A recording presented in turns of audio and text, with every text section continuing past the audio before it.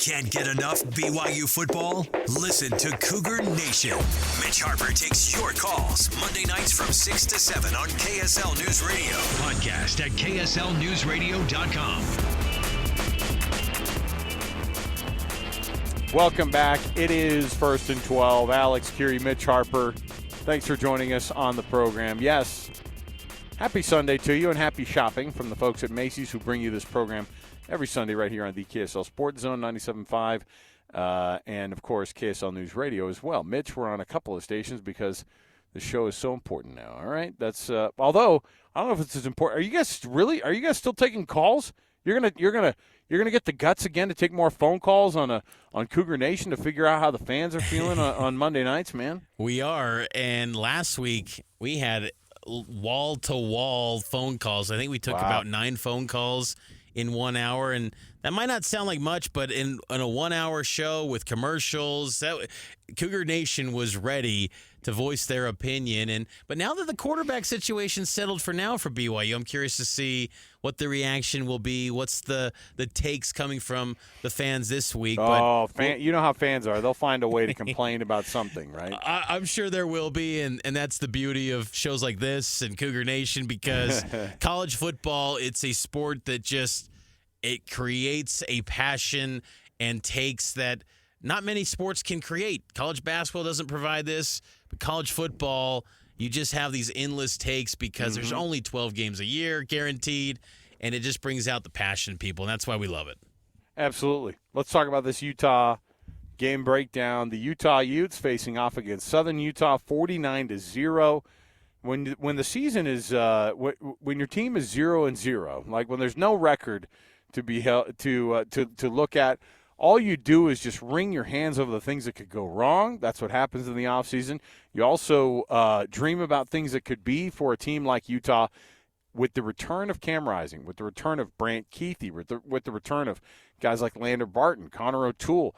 This team, Mitch, is absolutely stacked, and I think everybody, just like when we talked about BYU and putting at least to bed the unrest that was about the quarterback position, wondering about what Cam Rising was going to look like, if the rust was going to be knocked off, all those things that came with the start of the season. This Utah Utes team roll into the Big 12 in their very first season, not just as favorites, but I think now with Cam Rising having a 5-touchdown performance in just the first half, breaking his own record that he had previously. Well, his own personal record of 4 touchdowns in a game as a Utah quarterback. He had 5 in the first half against Southern Utah. I know it's Southern Utah, but a 49-0 win. This one was big for the Utah Utes, and they get their leader back. That is right, and 513 yards of offense. And, I thought a storyline along with Cam and Brant Keithy coming back, and that was great to see them, connecting on a handful of touchdowns, multiple touchdowns, those two. Keithy ends up with 3 touchdowns on the night. But, I want to see the Utah offensive line. There were some questions maybe going in that offensive tackle spot to see, Lomu and Fano, how they were going to fare. And, I think that it was a little bit of a mixed bag. I think that's still kind of a work in progress. But, Utah's got talent across the board. I think that it's just kind of almost fine-tuning it a little bit, and that was because Kyle Whittingham, he's not handing these guys anything. He's probably, I can only imagine what he's ticked about. Like, what does he look like, or how does he analyze a 49-0 beatdown where they just dumped a team and the offense was high-flying? Yeah, that would be fascinating to really see, because Whittingham will find things that he did not like, because you look at it from a fine comb like that, because when you're trying to be a playoff team and win this league, you got to drill down all the maybe loose ends and things that might be, things that can cause potential losses or weaknesses. You got to tighten those up as you get closer to league play. Yeah, and you know what? I mean, the reality is that Cam Rising comes into this game. It's not just Cam Rising. It's also whether or not that connection with Brant Keithy was going to be found. And, boy, 3 touchdowns that he had just to Brant. It looked like they were just having a practice out there, Mitch. That's the guy they're going to throw to, by the way. Have they circled that guy enough on film? They're going to throw it to number 80. And this is a guy who could go to the NFL. This is a guy who's on pace to go to the NFL before he got hurt, almost 2 years ago, by the way. I mean, just to be able to jump that hurdle of getting over that injury, like I said, it was September of 2022 that Brant Kuithe went down, and that's the last time he played a game. Last time that Cam played a game was January 1st of 2023 in the Rose Bowl when he went down with his knee injury. And so it's actually nice that these guys are back together. They get to have that final season with one another.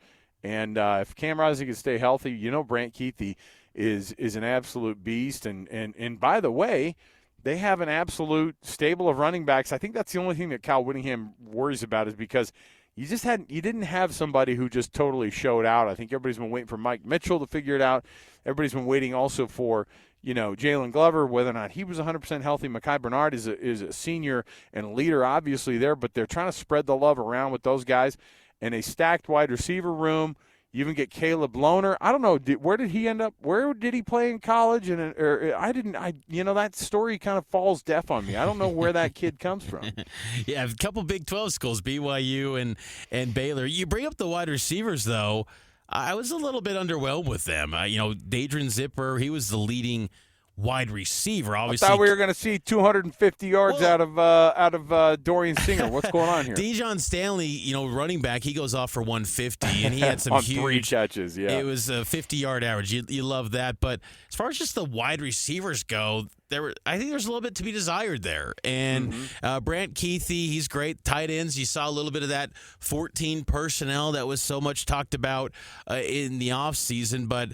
Wide receiver, that's an area where you want more production from Utah going forward because, Kuithe's going to he's always going to get his, but you can't assume Stanley's going to get, 100-plus every game. And then who becomes the wide receiver that takes on that 150 yards in future games? Like, they got options, and, we'll see more from Dorian Singer and high expectations on him, and that was the first glimpse of him, 2 catches, 31 yards. I'm sure he'll continue to settle in and take on a much bigger role and get more targets. He had 5 targets on the night, but that's an area where if you do come away wanting to maybe get kind of deep in the weeds and overanalyze, that wide receiver spot, you want to see a little bit more going forward.